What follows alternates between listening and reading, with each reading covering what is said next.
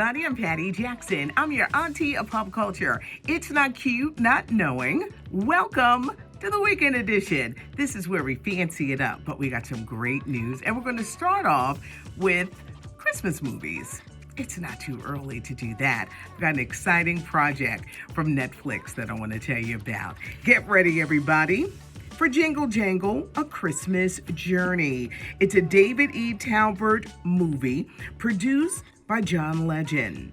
Jingle Jangle stars Forrest Whitaker, Anika Noni Rose, Felicia Rashad. Look real closely and you'll see Ricky Martin. Yes, Ricky Martin is in it too. As I said, produced by John Legend, written and directed by one of my faves, David E. Talbert. There will be original music from John Legend. There will be music from Usher. Jingle Jangle, A Christmas Journey. It starts streaming on Netflix November 13th. The Emmy Award-winning actress and model Zendaya is about to portray a rock and roll icon. We're going to take you back to the year 1963 and the music group The Ronettes. The Ronettes were Ronnie Spector, her sister, and a cousin. Ronnie Spector, Be My Baby. Boy, they toured all over the world. At one point, well, this is before the Beatles, they were actually bigger than the Beatles. They were a leading girl group, but Ronnie Spector dropped out of the music scene to marry Phil Spector. She was 18 years old, and little did she know by marrying this man, it would lead to years of terror and abuse. She eventually got away, went on to be inducted into the Rock and Roll Hall of Fame, but her image, when you see girl groups and what she represented, the Ronettes were the group. Zendaya was personally chosen by Ronnie Spector to portray her in this movie. What Ronnie Spector wants people to know is that you can have a career, but you should not suffer terror and abuse at the hands of others. Zendaya is going to knock this out of the park. Ronnie Spector, her life story, the iconic Be My Baby. Can't wait to see Zendaya portray this character.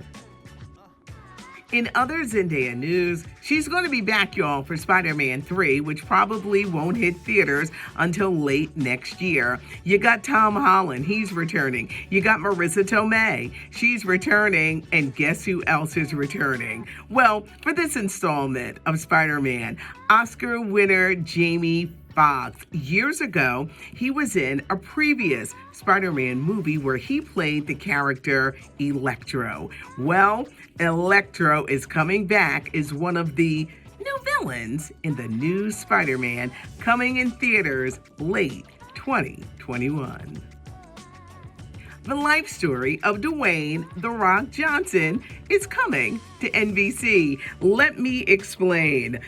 The Rock television is really going to be the life story of The Rock, but it's going to be when he was much younger. There's going to be two versions of The Rock. One when The Rock was 15, another when The Rock was 20. It's going to be a mid-season replacement that's going to be airing in 2021.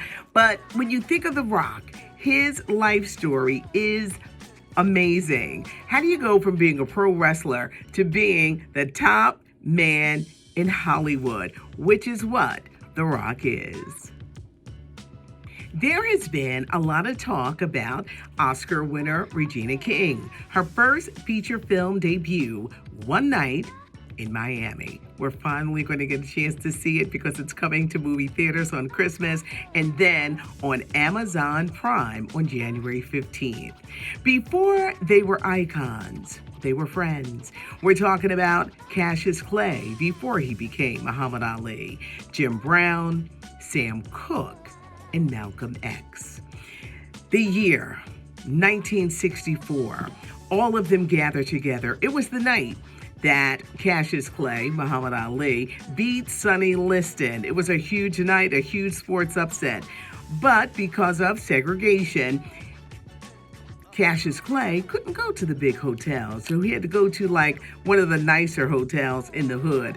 And it was on this night that the four men set out, not even realizing how much they would change the world. Hamilton star Leslie Odom Jr. is playing Sam Cooke. There's been so much talk, and we're giving you a little preview, but it's coming, y'all. Regina King, her feature film debut, One Night in Miami.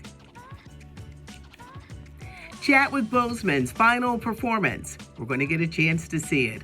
Netflix will be streaming Ma Rainey's Black Bottom on December 18th.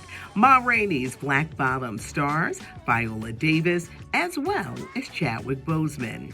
The film, produced by Denzel Washington and Tony Woods, is based on the play from August Wilson. Ma Rainey's Black Bottom really shows you how, even back then, artists had problems really taking control of their music and really having the rights to ownership.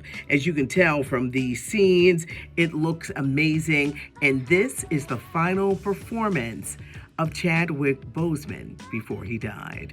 Ma Rainey's Black Bottom. It starts streaming on Netflix December 18th.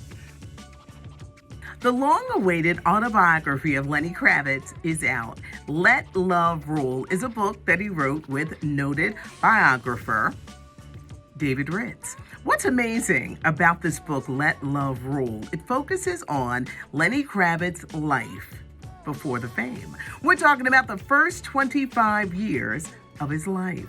The 56-year-old rocker grew up in a biracial household. His mother was noted actress Roxy Roker. She played Helen Willis on The Jeffersons. She died in the mid-90s, and basically he says that this book is a love letter to his mom. Along that long line of Roker family, did you know that Lenny Kravitz and Today's Show weather guy Al Roker are actually cousins? The book is out, and Lenny reveals what life was like when he was Romeo Blue, when he first married Lisa Bonet. Let Love Rule is available in bookstores, online, and Kindle right now.